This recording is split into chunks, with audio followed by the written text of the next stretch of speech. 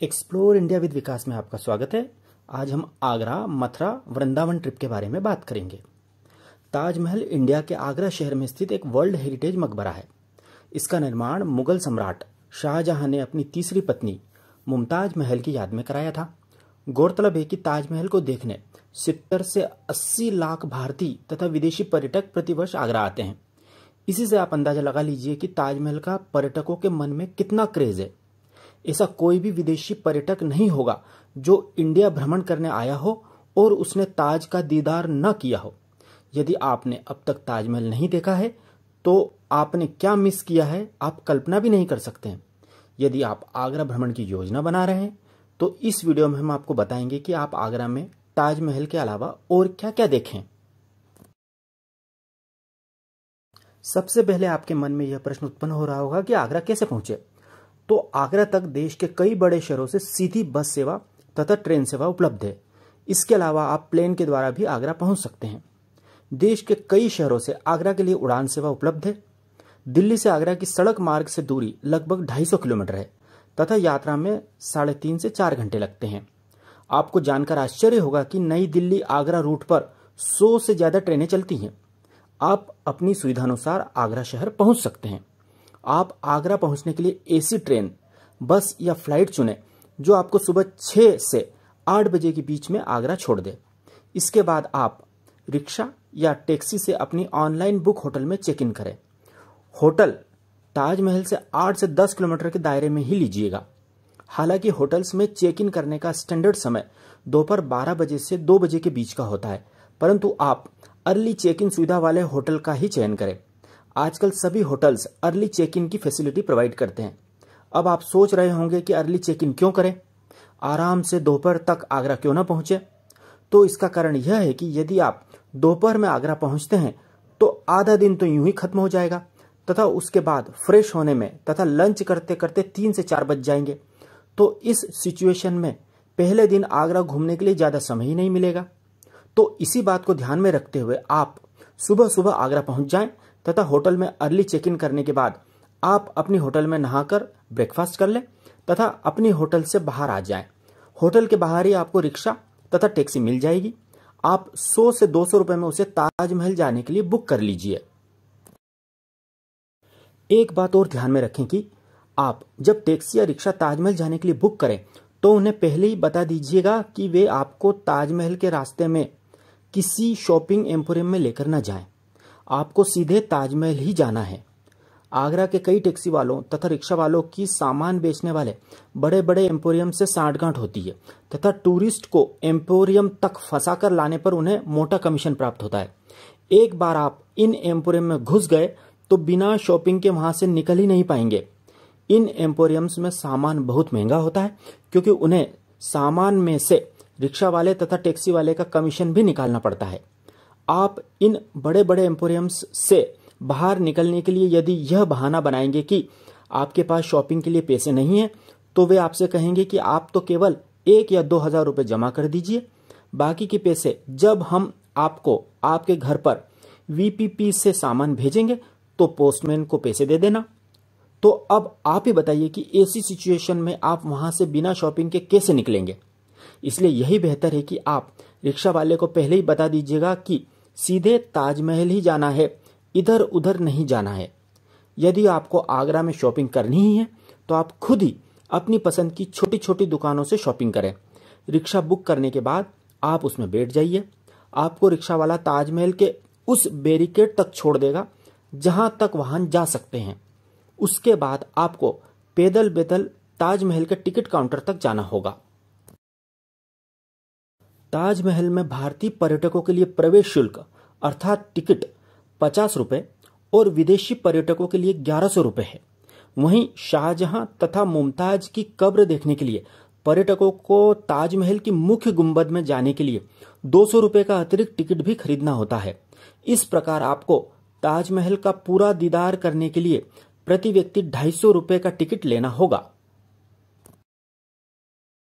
यह याद रखें कि ताजमहल पर्यटकों के लिए हर शुक्रवार को बंद रहता है। बाकी दिन यह सुबह 6 बजे से शाम को 6:30 बजे तक खुला रहता है। यह बात भी याद रखें कि प्रति माह इंडियन टूरिज्म बोर्ड ताजमहल घूमने आने वाले पर्यटकों के लिए नाइट टूर्स भी ऑर्गेनाइज करता है। ये टूर हर महीने में 5 दिन के होते हैं। इसमें एक दिन पूर्णिमा अर्थात फुल मून का होता है और बाकी 2-2 दिन पूर्णिमा के पहले और बाद के होते हैं। नाइट टूर्स का समय रात में 8:30 बजे से 12:30 बजे तक का होता है।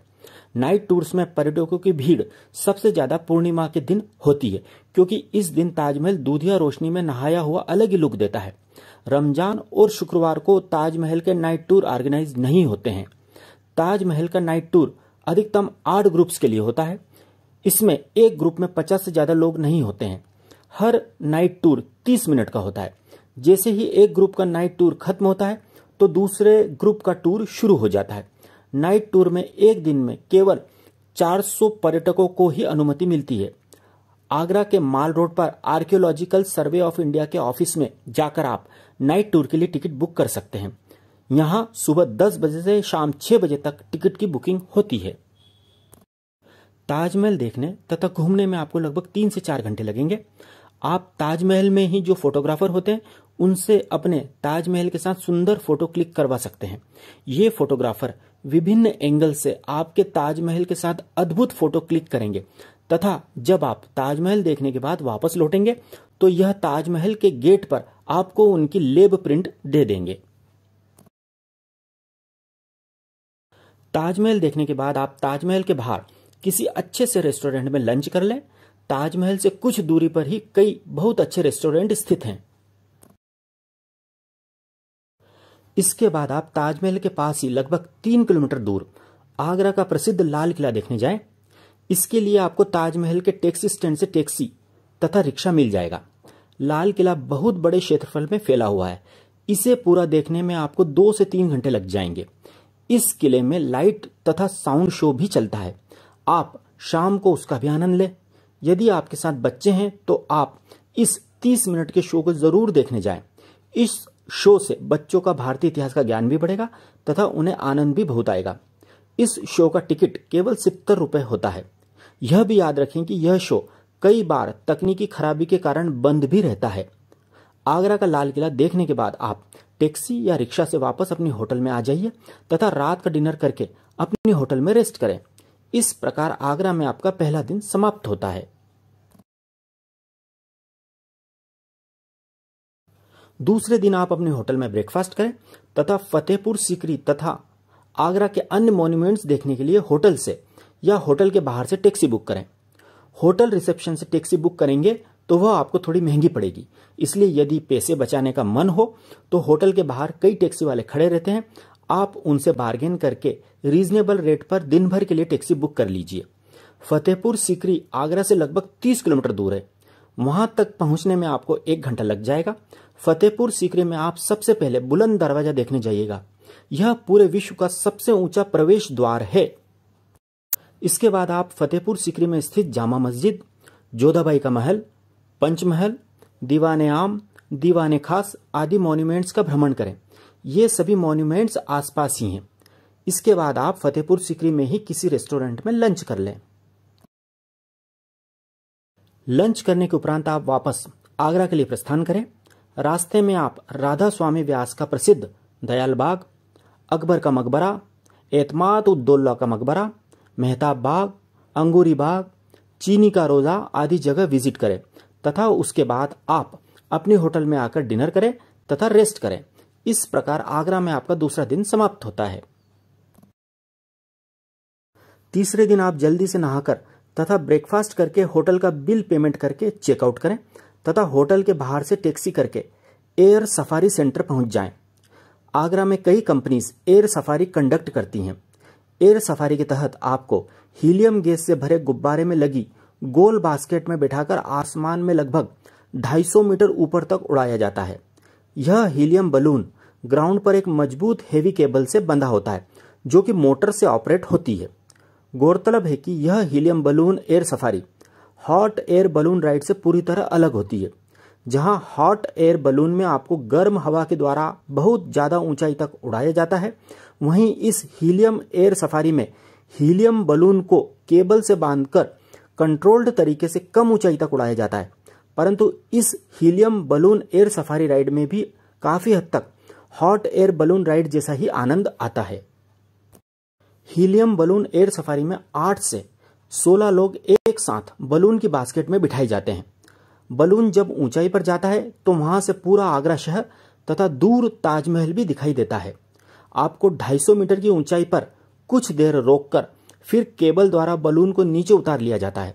यह पूरी राइड 30 मिनट की होती है, जिसमें से शुरू के 10 मिनट बास्केट में बैठने में तथा सिक्योरिटी चेक तथा हार्नेस बांधने में लगते हैं। 15 मिनट की एक्चुअल राइड होती है तथा अंतिम 5 मिनट में आपको बास्केट से जमीन पर उतरने तथा हार्नेस उतारने में लगते हैं।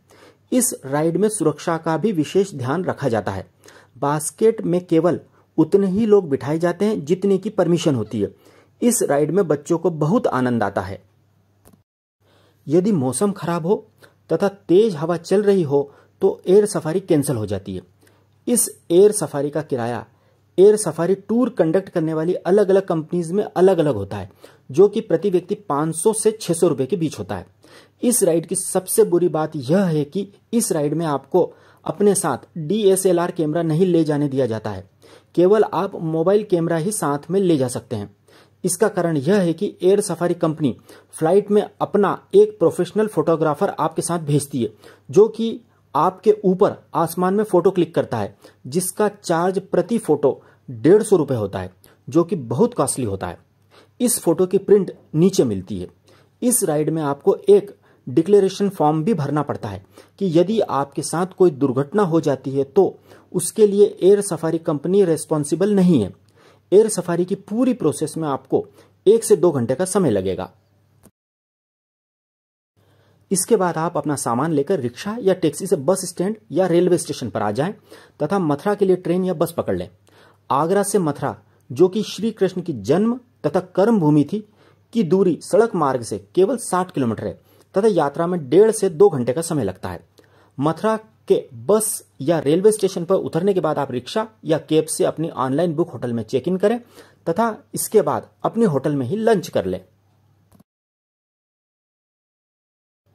लंच के उपरांत आप टैक्सी या रिक्शा से वह स्थान देखने जाएं जहां पर भगवान श्री कृष्ण का जन्म हुआ था। जब भगवान श्री कृष्ण का जन्म हुआ था तो उनका जन्म मथुरा के राजा कंस के कारागार में हुआ था।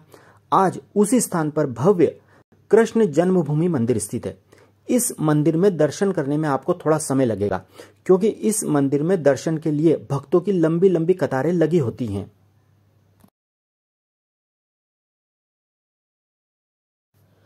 इसके बाद आप मथुरा में द्वारकाधीश मंदिर देखने जाएं। मंदिर में मुरली मनोहर की सुंदर मूर्ति विराजमान है। यहाँ की शाम की आरती का विशेष महत्व है। आप उसमें जरूर सम्मिलित होइए। इस आरती में शामिल होने के लिए दूर दूर से कृष्ण भक्त आते हैं। यह आरती गर्मी के समय में शाम को 6 बजे तथा सर्दियों में शाम को 5:30 बजे होती है। इसके उपरांत आप अपने होटल में आकर रात का भोजन करें तथा रेस्ट करें। चौथे दिन आप अपने होटल में सुबह का ब्रेकफास्ट करें तथा तैयार होकर मथुरा के लोकल अट्रैक्शन देखने के लिए टैक्सी बुक करें। आप राधा कुंड, कंस किला, मथुरा संग्रहालय, कुसुम सरोवर आदि देखने जाएं। बीच में ही कहीं लंच कर लें। इसके बाद आप शाम को मथुरा के घाट देखने जाएं। इसके बाद आप यमुना नदी में नौका विहार करें। इस नौका विहार में आपको मंदिर तथा उनकी पानी में पड़ती रंगीन परछाई मंत्रमुग्ध कर देगी। इसके बाद आप अपने होटल में आकर डिनर करें तथा रेस्ट करें। अगले दिन अर्थात 5वें दिन आप होटल से ब्रेकफास्ट करके वृंदावन घूमने के लिए पूरे दिन के लिए टैक्सी बुक करें। मथुरा से वृंदावन की दूरी 14 किलोमीटर है तथा यात्रा में केवल 30 मिनट लगते हैं। मथुरा से वृंदावन के रास्ते में ही पड़ने वाला गोवर्धन पर्वत भी आप देखते हुए जाइएगा। वृंदावन पहुंचने के बाद आप सबसे पहले श्री बांके बिहारी मंदिर में दर्शन कीजिएगा। उसके उपरांत आप दाऊजी मंदिर देखने जाइएगा। इस मंदिर में श्री कृष्ण के बड़े भाई बलराम जी की प्रतिमा विशेष रूप से दर्शनीय है। इसके बाद आप भव्य इस्कॉन मंदिर देखने जाइएगा। इसके बाद आप किसी रेस्टोरेंट में लंच कर ले। जो भी वृंदावन आता है वह निधिवन का दर्शन किए बगैर नहीं लौटता है, इसलिए आप अब इस निधिवन के दर्शन करने जाइए। ऐसी मान्यता है कि भगवान श्री कृष्ण आज भी रात के वक्त राधा रानी के साथ रास रचाने निधिवन पधारते हैं। इसके बाद आप शाम को प्रेम मंदिर देखने जाइए। वृंदावन का प्रेम मंदिर अत्यंत भव्य मंदिर है। शाम को रंगीन रोशनी में नहाया हुआ यह मंदिर आपको मंत्रमुग्ध कर देगा।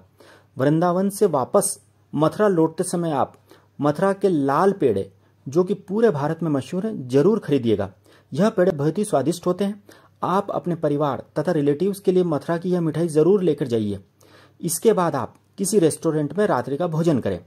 यदि रात्रि में मथुरा से आपके गृह नगर के लिए कोई कनेक्टिंग बस या ट्रेन हो तो आप होटल से चेकआउट करके अपने गृह नगर के लिए प्रस्थान करें। यदि ऐसा नहीं हो तो आप अपनी होटल में ही रात में विश्राम करें तथा सुबह ब्रेकफास्ट करके अपने गृह नगर के लिए बस या ट्रेन पकड़ लें। इस प्रकार आपकी यह यात्रा संपन्न होती है। इस यात्रा से जुड़ी जो बातें आपको याद रखनी है वो इस प्रकार है। आप आगरा में टैक्सी वालों द्वारा आपको मूर्ख बनाकर किसी बड़े एम्पोरियम में ले जाने से बचने का प्रयास करें, अन्यथा आपका ठगा जाना तय है। नेक्स्ट है, आगरा में जो मार्बल का सामान बिकता है उसे तभी खरीदे जब आपको मार्बल की सही पहचान हो, अन्यथा आपको प्लास्टर ऑफ पेरिस, चूना पत्थर या नकली मार्बल का सामान बहुत अधिक दामों पर बेचकर आपको ठग लिया जाएगा। नेक्स्ट पॉइंट है, मार्बल का सामान हाथ में लेकर न देखें तथा अपने बच्चों को भी उससे दूर रखें, क्योंकि कभी कभी कुछ लालची दुकानदार जानबूझकर आपके हाथ से सामान गिरवा देंगे तथा उसका पेमेंट आपको करना पड़ेगा। नेक्स्ट है, आगरा के प्रसिद्ध पेठे तथा मथुरा के पेड़े आप किसी बड़ी दुकान से ही खरीदें, क्योंकि वहां वह ताजे मिलेंगे, जैसे पंछी पेठे वाला आदि। इस यात्रा में आपको टैक्सी वालों से बहुत ज्यादा मोलभाव करना पड़ेगा, अन्यथा आप ठगा सकते हैं। आगरा में जेब कतरों से भी सावधान रहें। हीलियम बलून एयर सफारी करते समय अपना तथा अपने परिवार की सुरक्षा का विशेष ध्यान रखें। मौसम खराब हो तथा तेज हवा चल रही हो तो चाहे कोई भी कहे, आप एयर सफारी मत करिएगा, क्योंकि तेज हवा में बलून बहुत ही ज्यादा खतरनाक तरीके से इधर उधर हिलता है तथा इस दौरान दुर्घटना हो सकती है। नेक्स्ट पॉइंट है, यदि आपको हीलियम बलून एयर सफारी करनी हो तो आप आगरा में टूरिज्म डिपार्टमेंट से यह जानकारी प्राप्त कर सकते हैं कि किस जगह से तथा किस कंपनी से एयर सफारी करना सुरक्षित रहेगा। आगरा में जगह जगह गवर्नमेंट के टूरिज्म डिपार्टमेंट के ऑफिस हैं जो आपकी मदद के लिए 24 घंटे तैयार रहते हैं। नेक्स्ट पॉइंट है, मथुरा वृंदावन के मंदिर में आप जो दान करें वह केवल दान पेटी में ही डालें। पंडे पुजारियों को पैसे न दें, क्योंकि सभी बड़े मंदिरों के पुजारियों को मंदिर ट्रस्ट बहुत भारी भरकम मासिक वेतन देता है। आप जो पैसा दान पेटी में डालेंगे उससे मंदिर का विकास होगा। यदि आप पैसा पुजारियों को देंगे तो उस पैसे से केवल उस पुजारी का ही विकास होगा।